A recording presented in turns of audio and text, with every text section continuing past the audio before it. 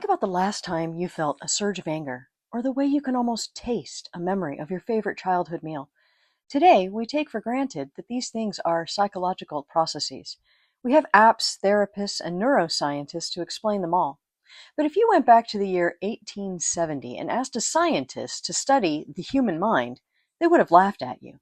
They would say the mind was a ghost, impossible to measure, too messy for a lab, and strictly the business of philosophers and priests. Then came Wilhelm Wundt. He didn't just study psychology. He fought a war to prove that it was a science. And he did it with nothing but a metronome, some brass instruments, and a very peculiar basement in Germany. Now, Wundt wasn't exactly a superstar student. In fact, he was a bit of a daydreamer who failed his first year at the university. But he had an obsession. He wanted to bridge the gap between the physical body and the invisible soul. By 1879, at the University of Leipzig, he did something radical. He didn't just write a book. He rented a small, dusty room and filled it with equipment. This became the world's first ever psychological laboratory. Before Wundt, if you wanted to know why people get scared, you'd read a poem. After Wundt, you'd sit in a chair, listen to a sound, and measure your own reaction time down to the millisecond. He turned feelings into data. Now, to understand how obsessed Wundt was with precision, you'd have to hear about his thought meter experiment. Wundt used a clock with a swinging pendulum that hit a bell at the end of its arc. He noticed something strange. When he looked at this pendulum, he couldn't see the exact position of the swing at the same moment that he heard the bell. There was a tiny delay, about an eighth of a second. This sounds like a boring technical glitch, right? Wrong. To Wundt, this was the speed of thought. He realized that the human brain takes a measurable amount of time to switch its attention. This was his aha moment.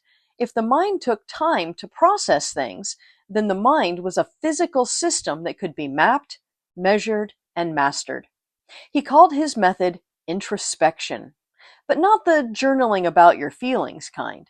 He trained his students to describe the atoms of their experience, the exact weight, heat, and intensity of a sensation without any bias. He wanted to find the periodic table of the human mind. Now, Wundt didn't just sit in a lab, he was a powerhouse.